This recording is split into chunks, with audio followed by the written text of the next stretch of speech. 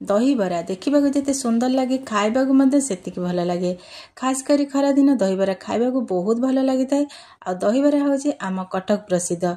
सकाळे हो कि खरा बेले दही बरा सब बेले आमको भल लगे। नमस्कार, सस्मिता कुक्स फॉर चैनल आ गोटे नुआ रेसिपी सहित आपण मानक अनेक अनेक स्वागत करुच्ची। आज रेसिपी हूँ दही बरा।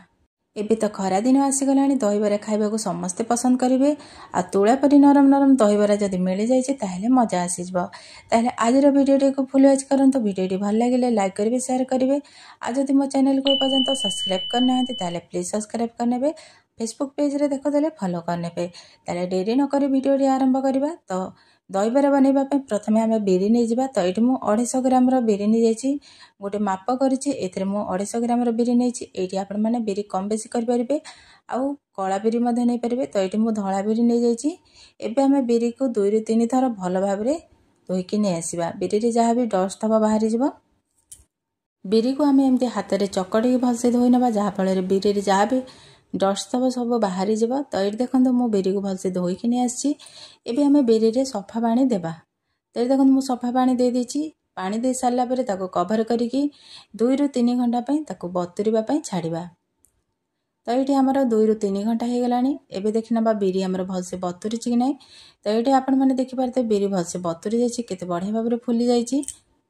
बिरीटा जिते भल भाव बतुरब आमर दही बरा से भल हम। तो ये आम गोटे मिक्सचर जार आनिबा। तापरे आम से बिरी सबको देदेबा। तो ये गोटे मिक्सचर जार आनी। एबे आम बिरी को सब ए छाणिकी देदेबा। पानी बिल्कुल भी देवा नहीं। बिरी जी पानी जाइए से ही आम चिकन करके बाटिकी नहीं आसवा। तो ये मुझे बाटिकी नहीं आसी चिकन करके टिके भी खदड़ा ना पूरा चिकन करके बाटिकी नहीं आसी। तो ये देखिपारे केते बढ़िया भाव आमर बिरी बटा हो जाइए। एबे आम ए 50 ग्राम सुजी देवा। तो ये 250 ग्राम बिरी रे मु 50 ग्राम सुजी देइछि। तापरे आम सुजी और बिरी को भल भाव मिसई नवा। सुजी और बिरी भल भाव मिसी गला परे आम बिरी को टिके हाथ में एमती फेंटी नवा। एमती गोटे डायरेक्शन रे ताको एमती बुलेबा जहाँद्वारा आमर बराटा भल भाव फुलिबो स्पंज बनिबो। तो ये देखो केते बढ़िया भाव फेंटी हो गलानी। बिरीर कलर मध्य चेंज हो पूरा व्हाइट हो जाइए। तो ये आम केमती जाना आमर बिरी भलसे फेंटी ना से आम गोटे गिनारे पानी टिके नहीं आसवा और अल्प टिके बिरी बटा पकेबा। देखिए पानी रे जदि भासी जाउछि ताले आमर बिरीटा भल भाव फेंटी हो गलानी। तो ये आमर बिरी भल भाव फेंटी हो जाइए। तापर आम बिरी बटा को एमती टिके सेट करनबा और ताको कवर करके 10 मिनिट टिके बतुरवा छाड़वा। जेहेतु आम सुजी पकईले सुजी टिके बतुरब से 10 मिनिट छाड़वा। तो ये आमर 10 मिनिट हो गला। एबे आम कवर खोलना और देखी ना आमर सुजी टी भलसे बतुरी नहीं।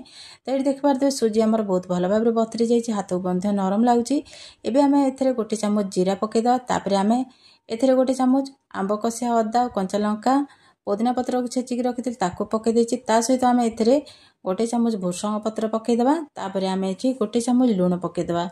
स्वाद अनुसार लुण पकईदेवा। तापर ये सब जिनस को भल भाव आम गोली नवा।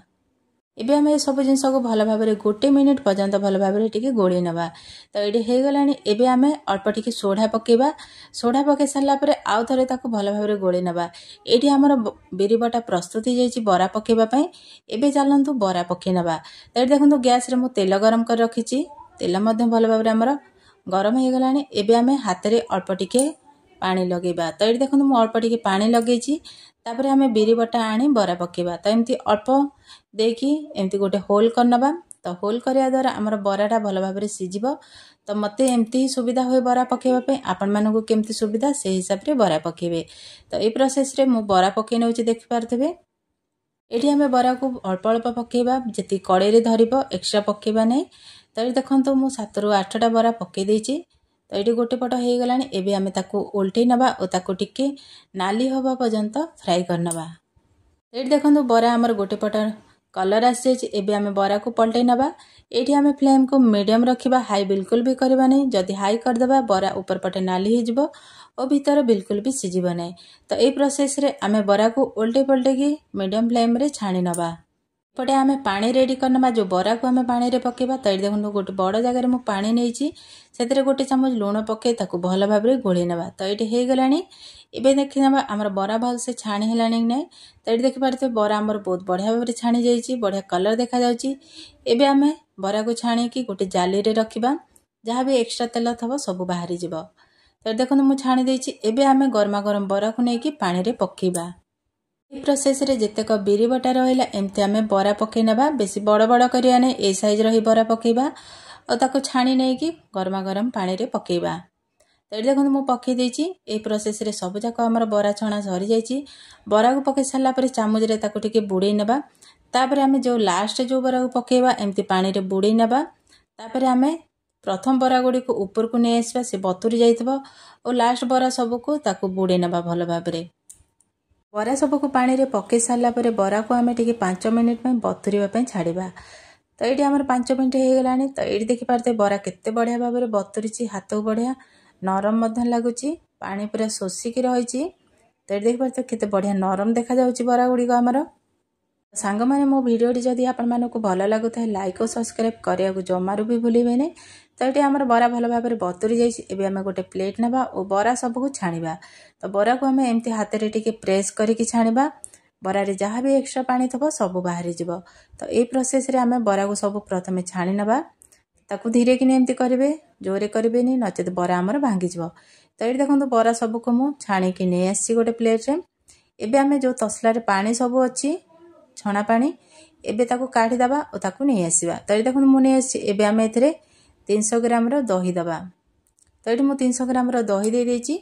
तो ये आपण माने दही कम बेसी करि परिबे। तापर एथरे मु दे देछि पानी। तो जेति कि दही नेथिले तार 1.5 गुणा मु पानी दे देछि। पानी दे साला परे गोटे चामच कि हैंड मेकर नै जबे और दही को भलो भाबरे टिके गोळी नेबे। तो एमती गोळीबा द्वारा दहीटा हमर पानी रे भलो भाबरे मिसी जिवो खंड खंड रहिबो नै।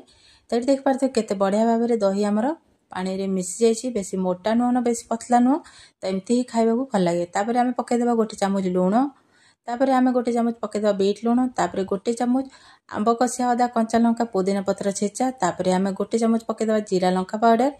तापर ए सब जिंस को भलो भाबरे चामच रे आमे गोळी नेबा। तो ये देखि पारते बढ़िया भाबरे सब जिंस मिसी गलानी। एबे आमे जो छाणी की रखिथिले बरा सब को एथरे पकेबा। तो ये देखंतु मु बरा सब को एमती पके दउछि। एठी आमे जेति कि बरा बुडीबो सेति कि देबा। जदि अधिक आइ जायता ताको अलगा रखि देथबा ताको पछरे पकेबा। तो ये सब जाक हो जाइछि। सेति पय मु सब जाक बरा रे एथरे दे देछि। बरा को दे साला परे गोटे चामच सहायता रे बरा सब को दही रे भलो भाबरे एमती बुडे नबा। तो ये देखि पारते केते बढ़िया भाबरे बरा सब दही रे बुडी जाइछि। एबे आमे एथरे गोटे छुंक दबा। तो देखो मु गोटे तड़का पैन बसैछि। एबे आमे 2 चम्मच तेल दे देबा रिफाइन तेल।